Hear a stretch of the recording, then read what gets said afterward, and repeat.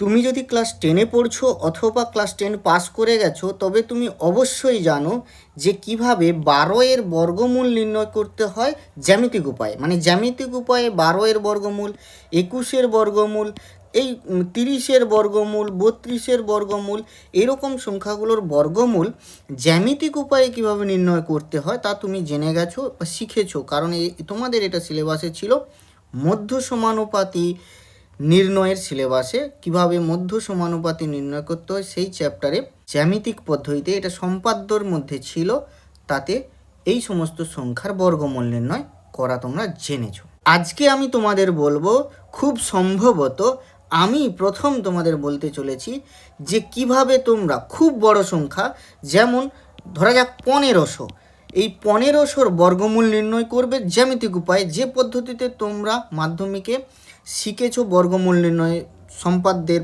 চ্যাপ্টারে। জ্যামিতিক উপায়ে বর্গমূল নির্ণয় তোমরা এই সমস্ত বড় সংখ্যা 1500, 3200, ঠিক আছে, 1600, এই সমস্ত বড় সংখ্যার বর্গমূল কীভাবে নির্ণয় করবে, অথবা খুব ছোট সংখ্যা যেমন সাপোজ √2, √3, √5, এই সমস্ত ছোট সংখ্যার কীভাবে বর্গমূল নির্ণয় করবে। তো আমি তোমাদের বর্গমূল নির্ণয়ের পদ্ধতিটা একটু মনে করিয়ে দিই। বর্গমূল নির্ণয়ের যে জ্যামিতিক উপায়টা ছিল সেটা কি, আমি তোমাদের এখানে যে কোনো সংখ্যার বর্গমূল নির্ণয়ের পদ্ধতিটা বলছি, জ্যামিতিক উপায়ে তোমরা কিভাবে বর্গমূল নির্ণয় করতে পারবে। ধরা যাক উদাহরণস্বরূপ আমরা এখানে 30 নিয়ে নিচ্ছি, তো 30 সমান লিখতে পারি 6 গুণ 5। এরকম যে কোনো সংখ্যাকে দুটি সংখ্যার গুণফলের আকারে লিখে নিতে হবে। যেমন 12, সে 12কে আমাদেরকে লিখে নিতে হবে 4 গুণ 3, বা 21কে লিখে নিতে হবে 7 গুণ 3, এইরকম আর কি।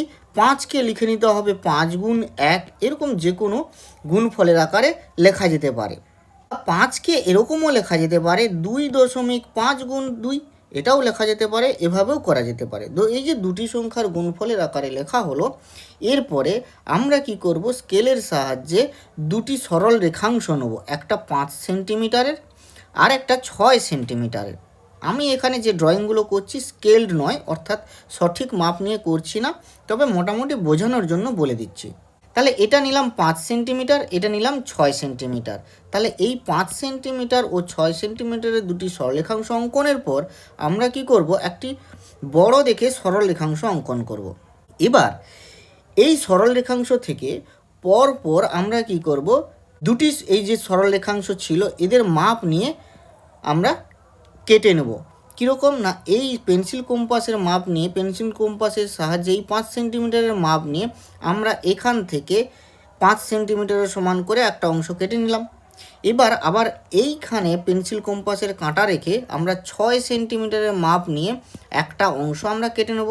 সাপোজ 6 সেন্টিমিটারটা এখানে এলো, তাহলে আমরা এই প্রথম এটা নিলাম 5 সেন্টিমিটার, তারপরে এটা নিলাম 6 সেন্টিমিটার। এরপরে আমরা এই টোটাল যে বড় যে সরল রেখাংশটা আছে, এই সরল রেখাংশকে সমদ্বিখণ্ডিত করব। সমদ্বিখণ্ডিত করার নিয়মটা আমরা জানি। পেন্সিল কম্পাসের কাঁটা এক প্রান্তে রেখে এর অর্ধেকের বেশি ব্যাসার্ধ নিয়ে আমরা কি করব, দুদিকে দুটি বৃত্তচাপ অঙ্কন করলাম, এদিকে একটা বৃত্তচাপ, এদিকে একটা বৃত্তচাপ, এবং এদিকে একটা বৃত্তচাপ, এদিকে একটা বৃত্তচাপ অঙ্কন করে আমরা একটা ওই বৃত্তচাপদ্বয় যেখানে যেখানে ছেদ করেছে সেই দুটি যোগ করে দিলাম, একটি সরল রেখাংশ পেয়ে গেলাম। তাহলে আমরা এর লম্ব সমদ্বিখণ্ডক পেয়ে গেলাম। যেই আমরা লম্ব সমদ্বিখণ্ডক পেয়ে গেলাম, তার মানে কি এই বিন্দুতে এই গোটা সরল রেখাংশটি সমান 2 অর্ধেকে ভাগ হয়েছে, বিভক্ত হয়েছে। তাহলে এই বিন্দুতে এখন পেন্সিল কম্পাসের কাঁটা রেখে 1 অর্ধেকের মাপের ব্যাসার্ধ নিয়ে একটা বৃত্তচাপ আমরা অঙ্কন করব।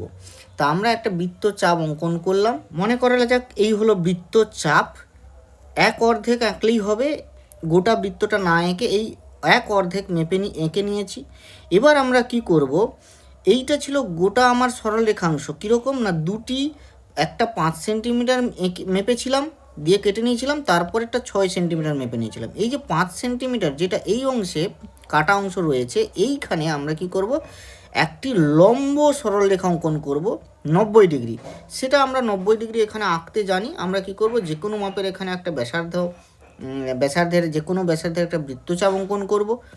তারপরে কি করব, একটা ওই বৃত্তচাপের ওই মাপ নিয়ে এখানে একটা বৃত্তচাপ, একই বৃত্তচাপ এখানে একটা, তারপরে কি করব, ওই বৃত্তচাপ নিয়ে এখানে একটা আর এদিকে একটা, এবার এই যে মাপটা নিয়ে সোজা এরকম যোগ করে দেবো। তাহলে এখানে আসলে আমাদের মুদ্রা কোথায়, এখানে আমাদের একটি লম্ব সরলরেখা আঁকতে হবে। কোন বিন্দুতে, যে বিন্দুতে আমরা প্রথম সরলরেখাংশটি কেটে নিয়েছি, এই বিন্দুতে।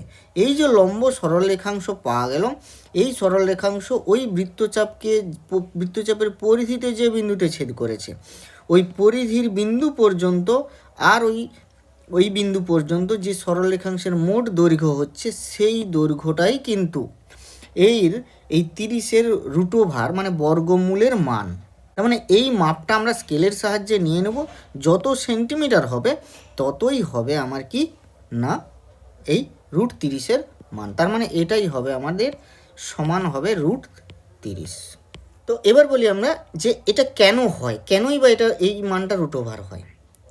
এটা বলার জন্য আমরা একটা সদৃশতার চ্যাপ্টারে একটা উপপাদ্য শিখেছি, তো আমরা সেটা বলছি, এখানে একটু বলে নিই। সেটা হচ্ছে, আমরা আগে একটা ত্রিভুজ অঙ্কন করি, এই বিন্দু আর এই বিন্দু যোগ করে দিলাম, এই বিন্দু আর এই বিন্দু যোগ করে দিলাম, নাম দিয়ে দিলাম এ বি সি, এটা ডি। তাহলে দেখো এই মানটা কিন্তু 5 সেন্টিমিটার। আচ্ছা, আমরা ধরে নিচ্ছি এই 5 সেন্টিমিটার মানে হচ্ছে একটা এ আর একটা বি, মানে আমাদের এইটা হচ্ছে এ, এটা হচ্ছে বি, মানে এ এর সাথে বি গুণ করলে সাপোজ সি হয় না। আমরা এটা একটু বি নাম না দিয়ে আমরা একটু সি নাম দিচ্ছি, পরে বুঝতে পারবে যে কেন এটাকে নাম দিচ্ছি সি। তো এটাকে নাম দিচ্ছি সি, এটাকে নাম দিচ্ছি সি, আর এটার নাম দিচ্ছি বি। তার মানে কি হলো, যে সংখ্যাটা বের করতে হবে সেই সংখ্যাটার বর্গমূল, মানে এইটার নাম নয়, এর বর্গমূলটাকে নাম দিচ্ছি বি। যে সংখ্যাটাকে বের করতে হবে তার বর্গমূলের নাম দিচ্ছি বি। যাই হোক, ওই সংখ্যাটাকে যে দুটি সংখ্যার গুণফলের আকারে লিখতে পারবো সেই দুটি নাম দিচ্ছি এ আর একটা সি। এই সরল রেখাংশটা তাহলে কতটা না, এই সরল রেখাংশটা হচ্ছে এ, আর এই সরল রেখাংশটা যেটা এইখান পর্যন্ত সেটা হচ্ছে সি। এসিডি ত্রিভুজ এবং বিসিডি ত্রিভুজ, এই দুটি ত্রিভুজ সদৃশ। কেন সদৃশ? কারণ একটা জিনিস দেখো, আমরা এইটি হচ্ছে ব্যাস, এইটি হচ্ছে ব্যাস, কোন কি ব্যাস না, এই বৃত্তের ব্যাস, এবং এইটি হচ্ছে কেন্দ্রবিন্দু। এখন এইটি হচ্ছে ত্রিভুজ, তাহলে এই কোণটা সমকোণ হবে। কেন সমকোণ হবে? আমরা জানি অর্ধবৃত্তস্থ কোণ সমকোণ, তাহলে এটা একটা সমকোণী ত্রিভুজ। এবার একটা উপপাদ্য জানি, সমকোণী ত্রিভুজের সমকৌণিক বিন্দু থেকে অতিভুজ, তাহলে এটা একটি অতিভুজ, অতিভুজের উপর লম্ব, এটা তো লম্ব এঁকেছি, তা লম্ব অঙ্কন করলে যে দুটি ত্রিভুজ উৎপন্ন হয় তারা পরস্পর সদৃশ হয়, নিজেরা সদৃশ হয়, এবং তারা মূল ত্রিভুজ মানে এই বড় ত্রিভুজটার সাথেও সদৃশ হয়। এবং আমরা এটাও জেনেছি সদৃশ সদৃশ কখন হয়? যখন সদৃশ কোণই হয়। সদৃশ কোণই মানে কি? ত্রিভুজ দুটোর 3টে কোণ পরস্পর সমান। তার মানে কি, এই দুটো ত্রিভুজের ঘটনা হয় যেটা, এই কোণ, কোন কোণ না, এই কোণ সমান হচ্ছে এই ত্রিভুজের এই কোণ, আর এই ত্রিভুজের এই কোণ সমান হচ্ছে এই ত্রিভুজের এই কোণ। মানে যে দুটো ত্রিভুজের কথা বলছি সেটা হচ্ছে এই ত্রিভুজ মানে এই এসিডি, আর একটা হচ্ছে বিসিডি ত্রিভুজ। এই দুটি ত্রিভুজ সদৃশকোণী, কারণ হচ্ছে কি না, এই কোণ আর এই কোণ সমান, এবং এই কোণ আর এই কোণ সমান, এবং অবভিয়াসলি এরা তো 90 ডিগ্রি সমকোণ, তাহলে এই দুটো কোণ সমান নিজেরা, তাহলে 3টে কোণ পরস্পর সমান, মানে angle angle angle angle angle angle, তাই এরা সদৃশকোণী এবং ত্রিভুজ দুটি সদৃশ।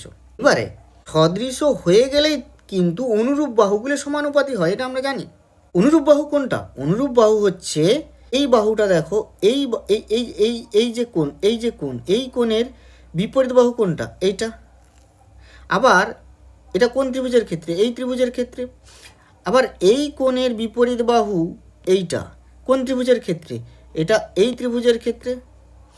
তাহলে আমরা বলতে পারি যে আমরা সাপোজ এটাকে 1 নম্বর ত্রিভুজ বলছি, আর এটাকে বলছি 2 নম্বর ত্রিভুজ। তাহলে এই 1 নম্বর ত্রিভুজের এই বাহু ভাগ এই বাহু, তাহলে আমরা লিখতে পারি, আমরা এইখানে বোঝার সুবিধার জন্য লিখছি, এই বাহুটার নাম দিচ্ছি সাপোজ বি, এই বাহুটার দৈর্ঘ্য কত? Suppose B. তাহলে বি বাই সি সমান আমরা লিখতে পারি আবার, দেখো এই কোণ এই যে কোণটা, এই কোণটা বিপরীত বাহু হচ্ছে এই বাহুটা, এবং এটা কোণ 1 নম্বর ত্রিভুজের। আবার 2 নম্বর ত্রিভুজের সমান কোণ হচ্ছে এইটার বিপরীত বাহু হচ্ছে এইটা। তার মানে 1 নম্বর ত্রিভুজের এই বাহু ভাগ 2 নম্বর ত্রিভুজের এই বাহু অনুপাত সমান হবে। সদৃশ ত্রিভুজের অনুরূপ বাহুগুলির সমান অনুপাত সমান, তার মানে এ বাই হচ্ছে গিয়ে কত হবে বি। তাহলে এই যে রিলেশনশিপ, এই রিলেশনশিপ থেকে আমরা লিখতে পারি, কোনাকুনি আমাদের গুণ হয়ে যায় নিয়ম অনুযায়ী, তাহলে বি স্কোয়ার সমান এসি, বি স্কোয়ার সমান এসি। তাহলে আমরা লিখতে পারি কি বি সমান এসির রুট ওভার। তার মানে এই যে বি, এই বিটার দৈর্ঘ্য কত হবে এ আর সি এর বর্গমূল, এই কারণেই সমান রুট ওভার এসি। আর এই কারণেই এই মানটা রুট ওভার 30 হয়েছে। এতটা পর্যন্ত বোঝা গেল যে কেনই বা আমরা জ্যামিতিক উপায়ে এইভাবে বর্গমূল নির্ণয় করতে পারি। এটা হচ্ছে এই সমস্ত সংখ্যার ক্ষেত্রে নিয়ম। এখন ঘটনা হচ্ছে যদি বড় সংখ্যা হয় তাহলে সমস্যা আমাদের কোথায়? সমস্যা এখানেই হয়ে যায়, যখন বড় সংখ্যা হয় তখন আমরা বড় সংখ্যাকে কীরকমভাবে লিখতে পারি? সব থেকে ছোট দুটো সংখ্যা যদি আমরা করতে চাই তাহলে 1500কে আমাকে লিখতে হবে 5×50 × 30। তার মানে কি 50 সেন্টিমিটার স্কেলের সাহায্যে মাপ নিতে হবে এবং 30 সেন্টিমিটার স্কেলের সাহায্যে মাপ নিতে হবে, যেটা কিন্তু স্কেলের মাপই নেই, অসম্ভব ব্যাপার। তাহলে আমরা এই 1500-র বর্গমূল কীভাবেই বা নির্ণয় করব? তো এইখানেই বলছি যে একটা ছোট্ট ট্রিক্স আছে, এবং সম্ভবত আমি প্রথম বলছি যে এটা ট্রিক্সটা কী। ব্যাপার হচ্ছে তুমি 10 দিয়ে প্রত্যেকটাকে ভাগ করে দাও, এটাকেও 10 দিয়ে ভাগ করে দাও, এটাকেও 10 দিয়ে ভাগ করে দাও। কেন 10 নিচ্ছি? সবথেকে সুবিধাজনক নাম্বার, একটা নাম্বার তোমাকে খুঁজে পেতে হবে, হয় তুমি ভাগ করো নতুবা গুণ করো।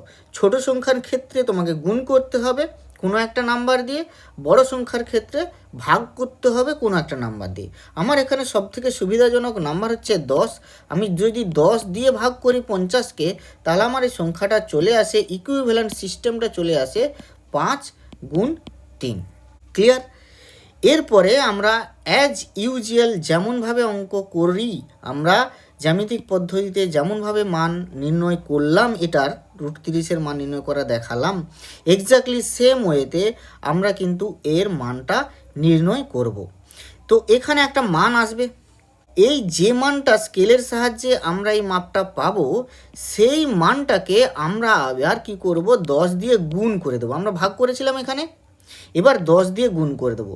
যে মানটা পাবো সেটাই হবে আমাদের অ্যান্সার, রিকোয়ার্ড অ্যান্সার। কি না, √1500-র বর্গমূলের মান, সেই মানটাই হবে মান। যে মানটা পাবো তার সাথে 10 দিয়ে গুণ করে দেবো। এই হলো ট্রিক্স। এবার ছোটো সংখ্যার ক্ষেত্রে একই ব্যাপার, তোমার সুবিধাজনক নাম্বার দিয়ে গুণ করে দাও ছোটো সংখ্যার ক্ষেত্রে, তাহলে তুমি একটা রিজনেবল বড় মান পেয়ে যাবে যা তুমি স্কেলের সাহায্যে মাপতে পারবে। এবারে যখন উত্তর বের করবে তখন এই স্কেলের সাহায্যে যে মাপটা তুমি এটা পাবে সেটাকে কি করবে, ভাগ করে দেবে। তুমি যেহেতু প্রথমে গুণ করেছো, শেষে এসে ওই নাম্বারটা দিয়ে ভাগ করে দেবে। তাহলে এটাই তোমার হবে এখন ম্যাজিক নাম্বার। এই ম্যাজিক নাম্বার দিয়ে প্রথমে যদি গুণ করো তাহলে শেষে এসে ভাগ করলে উত্তর পেয়ে যাবে, আর যদি প্রথমে ভাগ করো তাহলে শেষে এসে গুণ করলে উত্তর পেয়ে যাবে। এইভাবে যে কোনো বড় সংখ্যা বা ছোট সংখ্যার কিন্তু তোমরা জ্যামিতিক উপায়ে তার বর্গমূল নির্ণয় করতে পারবে।